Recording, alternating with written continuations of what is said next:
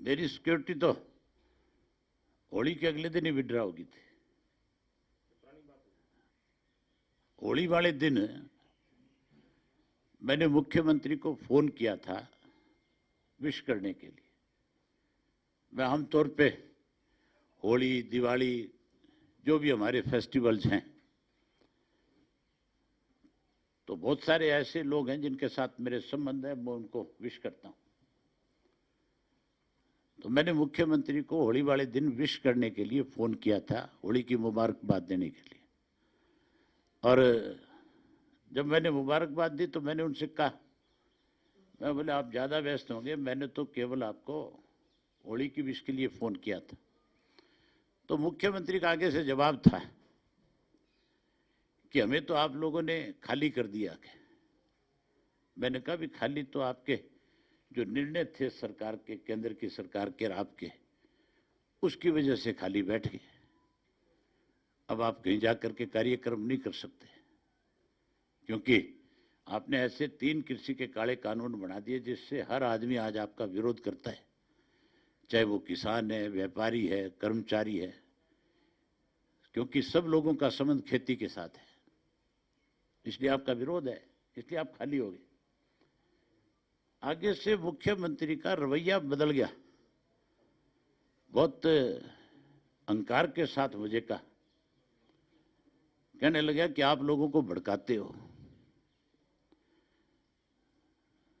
तो मैंने कहा भड़काने का काम तो आपने कर रखा है, आप रोज कार्यक्रम बनाते हो, रोज उनको चैलेंज करते हो कि हम फलानी जगह आ रहे हैं, हम फलानी जगह आ रहे हैं।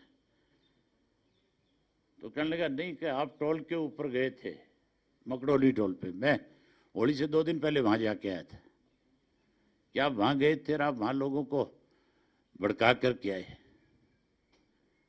मैंने ध्यान दिया, मैंने कहा उससे पहले पंजाब के एमएलए के साथ लोगों ने उसके कपड़े उतारने का काम किया था, और वहां इस बात पे चर्चा हुई। तो मैंने उनसे पूछ लिया लोगों से भी हरियाणा के अंदर कोई बीजेपी का, जेजेपी का एमएलए, मंत्री आपको मिल जाए तो क्या करोगे? तो कहने लगे कि पंजाब ने 1 विकेट गिराया, हम 1 नहीं 1.5 गिराएंगे, हम उससे भी ज्यादा बुरी करेंगे। तो मैंने कहा लोग वाकई इतना गुस्से में है, मका कि अगर कोई आपका बिना सिक्योरिटी के, बिना फोर्स के चला गया तो बहुत बुरी हालत कर देंगे तुम्हारी। मका आगे से मुख्यमंत्री मुझे कहने लगा कि शायद आपको पता नहीं है, मतलब दूसरे अंदाज में बोल रहा था, और कह रहा था कि जो कोई भड़काता है उसके खिलाफ भी सरकार जो है सख्त कार्रवाई कर सकती है। मैंने फिर मुख्यमंत्री को ये बात कही, मगर मैंने तो विश करने के लिए फोन किया था। आगे से फिर मुख्यमंत्री मुझे कहता है कि आपके खिलाफ भी सख्त कार्रवाई हो सकती है। मैंने मुख्यमंत्री को कहा, मैं बोला मैं तेरी सख्त कार्रवाई का इंतजार करूंगा। मुझे आज 20 दिन हो गए इंतजार करते हुए, अब तक तो कुछ हुआ नहीं। आपसे कहूंगा कि आप जाकर के मुख्यमंत्री से पूछो तो सही कि क्या खाली धमकी देनी जानता है या कुछ करना भी जानता है। अगर मुख्यमंत्री का इतना ही बड़ा डोल है तो फिर वो मेरे खिलाफ सख्त कार्रवाई करे। उसने कोई पत्रकार को तो हो सकता है अंदर दे दिया हो, उसने हो सकता है किसी किसान नेता को पकड़ के अंदर दे दिया हो। अभय सिंह के खिलाफ जिस दिन कोई सख्त कार्रवाई करने की मुख्यमंत्री कोई इस तरह की कार्रवाई करेगा तो शायद एहसास भी हो जाएगा उस कार्रवाई करने पे। और तो कोई जोर चला नहीं, मेरी सिक्योरिटी विड्रा कर ली। उसने ये सोचा कि मैं इसकी सिक्योरिटी विड्रा कर लूंगा तो ये लोगों के बीच में नहीं जाएगा। उसको ये पता ही नहीं है कि मैं तो सारी उम्र बिना सिक्योरिटी के लोगों के बीच में गया हूं। मेरी कोई सरकार की सिक्योरिटी से थोड़ी कोई काम चल रहा है। मेरे पास तो मैं एक फोन हरियाणा में अगर आज वीडियो कॉल करके कहूँ भी मुझे 1000 बच्चों की जरूरत है तो मेरी ख्याल 1000 की जगह लाखों की संख्या में लोग आ जाएंगे। सिक्योरिटी की तो इनको जरूरत है बेचारों को, जिन्होंने इस तरह के निर्णय ले लिए। आज लोग जो है इंतजार कर रहे हैं इन सबका बैठ करके। मैं तो किसी टोल पे रात को 12 बजे भी जा सकता हूं, मैं तो किसी धरने पे भी रात को 12 बजे जा सकता हूं, लेकिन ये बिना सिक्योरिटी के मेरे ख्याल अपने घर से बाहर भी नहीं निकल सकते, किसी पार्क में सैर करने भी नहीं जा सकते। जो कल तक तो ये कहता था किसान कहाँ है, आज उसको भी पता लग गया किसान है। आज एहसास हो गया कि नहीं हो गया? आज किसानों के हितैषी होने की बात करते हैं। अगर किसान के हितैषी हैं, चौधरी देवीलाल के नीतियों को बढ़ाना चाहते हैं, चौधरी देवीलाल के दिखाए रास्ते पे चलने की बात करते थे, तो फिर आज भी समय इस सरकार से समर्थन वापस लेकर के बाहर आ जाना चाहिए। अगर किसान की बात करते हैं, किसान के हमदर्द हैं, तो फिर ये कदम जरूर उठाना चाहिए। किसान के हमदर्द नहीं, ये गिरोह है अब की बार लुटेरों का इस सरकार में, जो दोनों हाथों से प्रदेश को लूटने में लगे। सरकार तो केवल अखबार में बयान दे रही है, सरकार की ये जिम्मेवारी बनती है कि अगर कोई हमारे यहाँ लेबर करने आए तो उसको सरकार पे इतना भरोसा होना चाहिए, चाहे वो किसी भी स्टेट का है, उसको ये भरोसा प्रदेश की सरकार पे होना चाहिए कि भाई तुम्हारी जान माल हर चीज की हिफाजत इस सरकार की जिम्मेवारी है। वो तो प्रवासियों की नहीं, उनको तो प्रदेश के लोगों की चिंता नहीं है, इसीलिए तो रोज प्रोग्राम बना करके अपने और लोगों को उकसाने का काम करते हैं, लोगों को लड़ाने का काम करते हैं, कहीं फोर्स से लोगों को दबाने की कोशिश की जा रही है। इस कोरोना की महामारी को इसका कोई इलाज ढूंढने की बजाय इसको बढ़ावा दे रहे हैं, फैला रहे हैं। कौन कर रहा है कार्यक्रम आज? आज कौन कार्यक्रम कर रहा है प्रदेश के अंदर? इन्हीं के लोग कर रहे हैं। तो कोरोना का बढ़ावा कौन दे रहा है? किसान जो बॉर्डर पे बैठा है बैठा है। अब तो किसानों की महापंचायत भी नहीं हो रही, किसान तो खेत में काम में लगा हुआ है, आज वो तो अपनी कटाई में लगा हुआ है। लेकिन ये उस महामारी को बढ़ावा देने के लिए जगह जगह इनका अध्यक्ष जाता है, जगह जगह इनके एमएलए मंत्री घूमने की कोशिश कर रहे हैं। अगर ये इतने तकड़े हैं तो 15 मई के बाद फिर प्रदेश में कहीं प्रोग्राम बना के दिखाना ना, लोग इन तसल्ली बैठा देंगे। अब तो मजबूरी है किसानों की कि किसान बेचारा खेत में जाए कि इनका विरोध करने आए। 15 मई को एन खाली हो लेगा, उसके बाद देखेंगे कहीं कार्यक्रम करके फिर मुख्यमंत्री डिप्टी चीफ मिनिस्टर सारे जाए तो सही, इनका बैम काट देंगे अच्छी तरह से। अब इनको ये गलतफहमी होगी कि किसान थोड़ी संख्या में आ रहा है, और ये यूं सोचते होंगे कि किसान कहीं बेचारा ज्यादा दिन इस आंदोलन को चला चला के थक नहीं गया। यूं पता नहीं है, वो एक ऐसी एक्सरसाइज करके आएगा कि थारा एन बिल्कुल ठीक तरह से बैम काट देगा। अब जिस ढंग से पीछे इन्होंने एक योजना बनाई थी कि इस कोविड की बीमारी के बहाने से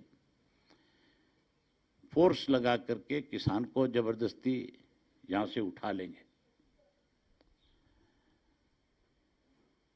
अब इनको इस बात का एहसास हो गया। इनके पास जो रिपोर्ट आई है, आईबी की रिपोर्ट है, इनकी सीआईडी की रिपोर्ट है, इनकी और इंटेलिजेंस एजेंसीज हैं उनकी रिपोर्ट है, उसमें उन्होंने साफ तौर पे सरकार को लिख करके दे दिया कि अगर तुमने छोटी सी भी कहीं जबरदस्ती करने की कोशिश करी तो बहुत बड़ा अंजाम उस चीज का तुम भुगतोगे।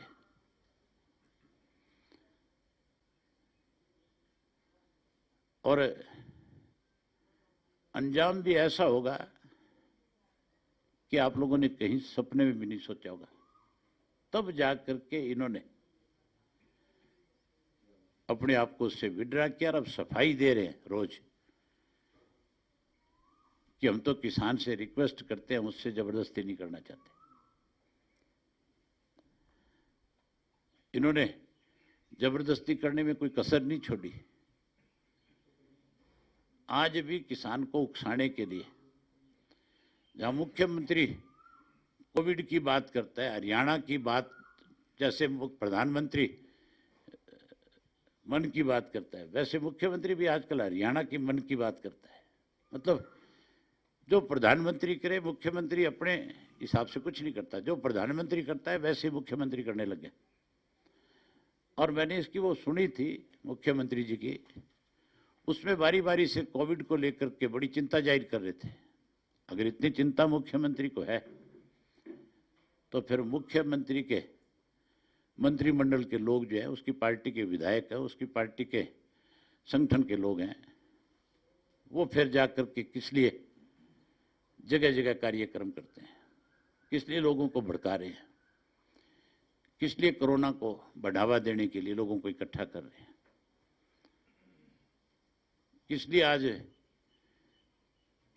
प्रधानमंत्री, इनका होम मिनिस्टर, इनका राष्ट्रीय अध्यक्ष, इनके अनेकों मंत्री जो है बंगाल में जाकर के चुनाव की जनसभाएं कर रहे हैं। अगर चिंता है तो फिर उनको लोगों को कैसे बचाया जाए, इसके लिए कार्यक्रम रद्द करने चाहिए और कार्यक्रम रद्द करके लोगों की चिंता करनी चाहिए।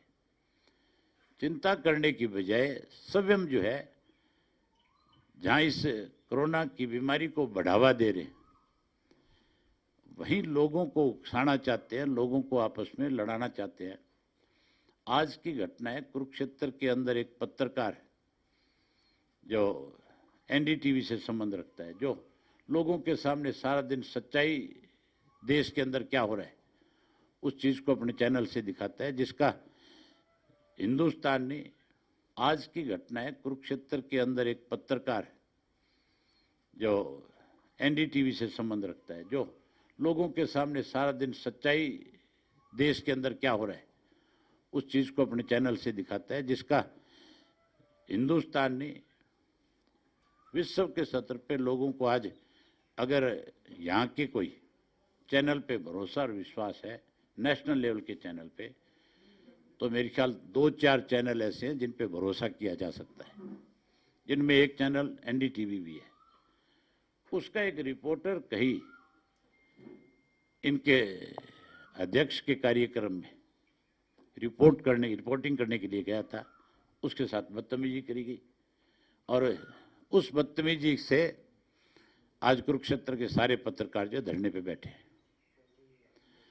अब तो ये लोग जो है पत्रकारों के साथ भी जो कहीं इनकी पोल खोलने का काम करता है, उसके साथ भी बदतमीजी पे उतर आए। ये सरकार तो आज, जो आज हरियाणा में सत्ता में बैठे लोग हैं, वो लोगों की सेवा करने की बजाय आज तानाशाह रवैया अपने बैठे हैं, आज अहंकारी हो चुके हैं। आज लोगों के अंदर कैसे अपनी ताकत, सरकारी ताकत का इस्तेमाल करके लोगों को दबाने की कोशिश की जा रही है। जगह जगह कार्यक्रम बना करके हजारों हजारों पुलिस के लोगों को ले जा करके कहीं इस प्रजातांत्रिक प्रणाली को दबाना और कुचलना चाहते हैं। इन सब के लिए आज अगर इस प्रदेश में कोई जिम्मेवार है तो प्रदेश की मौजूदा सरकार है। आज कोरोना अगर हमारे प्रदेश के अंदर बढ़ा है, अगर ये महामारी आज पिछले वर्ष की तुलना में 2 गुना को भी पार कर चुकी है। हमारे पिछले साल में 3000 कुछ केस मैक्सिमम थे, आज हरियाणा में 6000 से ज़्यादा केस हैं। और जिस ढंग से इन्होंने कार्यक्रम बना रखे हैं, जिस ढंग से जाते हैं, जिस ढंग से आज कहीं कमरों में बैठ करके मीटिंग करते हैं, मुझे उससे लगता है कि महामारी और ज़्यादा बढ़ जाएगी। इसके लिए भी ये जिम्मेवार हैं।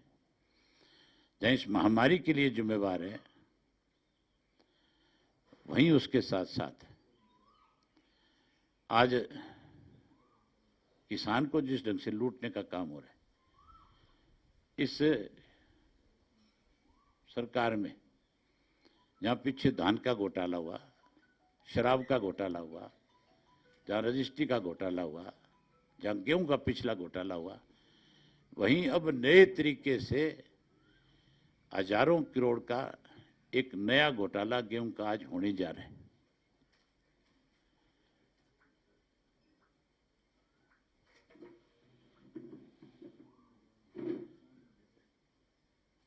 मेरी ख्याल हरियाणा प्रदेश के अंदर 1 लाख मैट्रिक टन गेहूं जो है,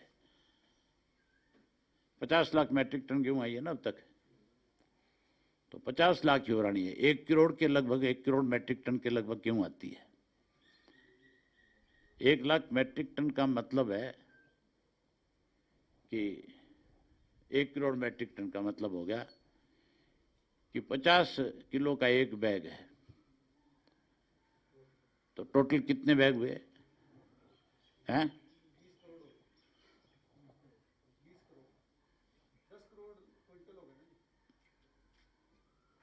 ज्यादा होंगे, तो 40 करोड़ रुपया तो एक एक बैग में भी खा गई।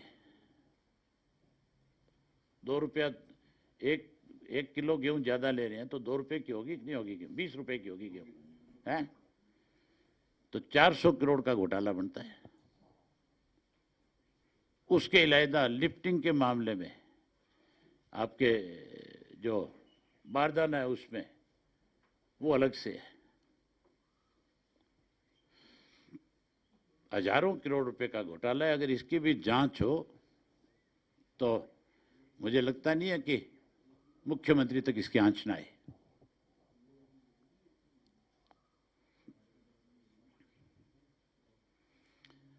आज भी मैं अखबार में पढ़ रहा था, 300 अधिकारी है रेवेन्यू डिपार्टमेंट के, और आपके उनमें कुछ अधिकारी है शहरी निकाय डिपार्टमेंट के भी, जिनके बारे में कहा जाता है कि इन्होंने रजिस्ट्री के मामले में बहुत बड़ा घोटाला किया। जो 7A जो बना उसकी अनदेखी करके रजिस्ट्रियां हुई, और 50,000 से ज्यादा रजिस्ट्री है। सरकार उनके खिलाफ कार्रवाई करने की बजाय उनको बचाने में लगी हुई है।